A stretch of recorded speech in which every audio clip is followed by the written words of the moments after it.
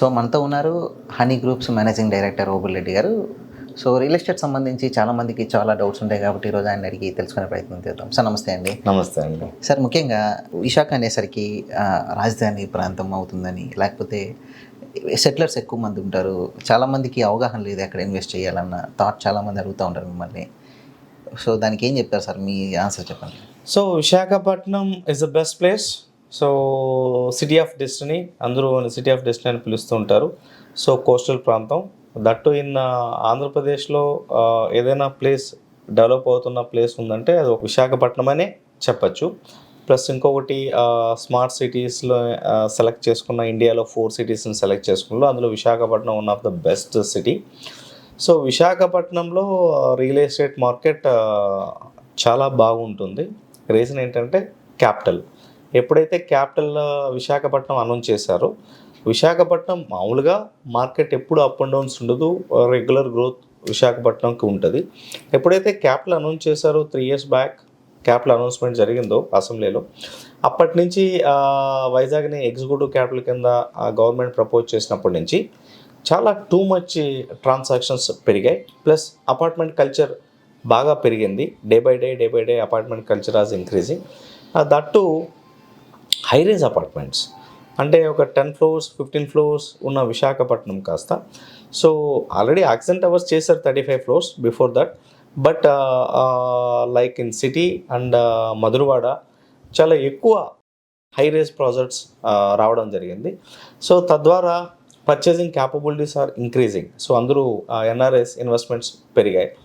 So ఒక వ్యక్తి purchase చేసిన హౌస్ ఒకసారి పర్చేజ్ చేస్తాడు, బట్ ఇన్వెస్ట్మెంట్ సాధనంగా అపార్ట్మెంట్ ఫ్లాట్స్ని ఎప్పుడు ఇన్వెస్ట్మెంట్ సాధనంగా చూసేవాళ్ళు కాదు.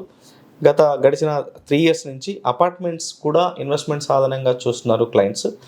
సో విశాఖపట్నంలో ఇన్వెస్ట్ చేయడానికి ప్రజెంట్ లాస్ట్ 3 years, సో రాబోయే 10 years కూడా చాలామంది క్లయింట్స్ ఇంట్రెస్ట్ ఎక్కువ చూపిస్తున్నారు. గతంలో ఒక 4,000 5,000 ఉన్న ఎస్ఎఫ్టీ ఈరోజు కొంచెం విశాఖ నుంచి కొంచెం దూరం వెళ్ళిన అక్కడ కూడా 7,000 8,000 ఉన్న పరిస్థితి చూస్తున్నాం సార్. మనం ఈ గ్రేటెడ్ కమ్యూనిటీ కానివ్వండి, ఇవన్నీ కల్చర్ పెరగడానికి ప్రధాన కారణం ఏమై ఉంటుంది అంటారు?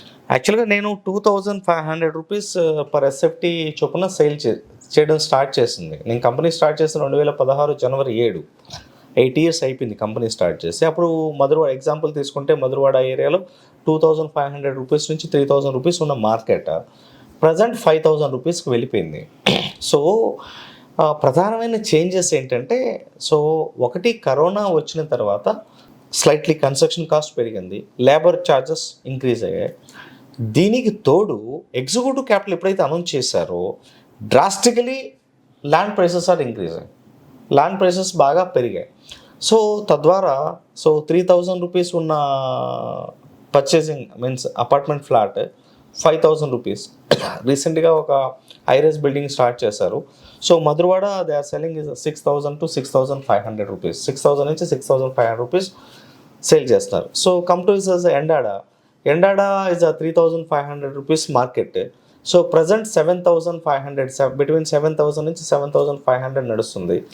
సో సిటీకి వస్తే సిటీ 5,000 to 6,000 ఉన్న మార్కెట్ కాస్త ప్రజెంట్ మినిమం 8,000 నుంచి 12,000 మధ్యలో నడుస్తుంది.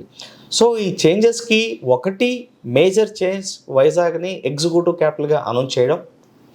సో 2 కన్స్ట్రక్షన్ కాస్ట్ కొంచెం పెరగడం వల్ల ప్రైసెస్ బాగా పెరిగాయి. ప్రైసెస్ పెరిగాయని ఎవరు కొనకుండా ఉండారా అలాంటిది ఏం లేదు. So two much transactions last 3 years తీసుకుంటే, గడిచిన 7 yearsలో 10 yearsలో ఎన్ని ట్రాన్సాక్షన్స్ జరిగాయో, సో లాస్ట్ 4 years అన్ని ట్రాన్సాక్షన్స్ జరిగాయి. సో అంటే 10 years చేసిన ట్రాన్సాక్షన్స్ లాస్ట్ 4 yearsలో జరిగిపోయింది. సో ఇప్పుడు కూడా క్లయింట్స్, ఎన్ఆర్ఐ క్లయింట్స్ ఎక్కువ మంది ఇంట్రెస్ట్ చూపిస్తున్నారు వైజాగ్లో నివసించడానికి, వైజాగ్లో ఇన్వెస్ట్ చేయడానికి. సార్ ప్రభుత్వాలతో సంబంధం లేకుండా కూడా ఎప్పుడు వైజాగ్ డెవలప్మెంట్ జరుగుతూ ఉంటుంది సార్. దాన్ని ఏ విధంగా చూస్తారు? అంటే అది కూడా ఒక ప్రధాన కారణం.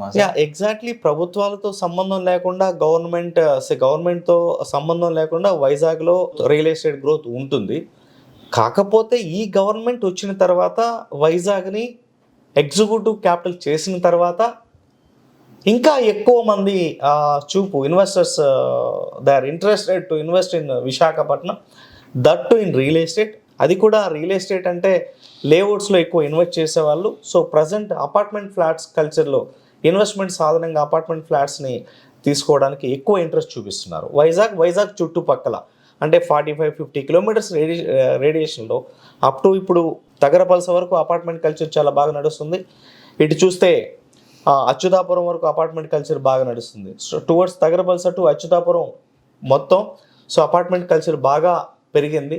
సో ఎక్కువ మంది ఇన్వెస్టర్స్ విశాఖపట్నంలో ఇన్వెస్ట్ చేయడానికి చాలా ఉత్సాహంగా ఉన్నారు.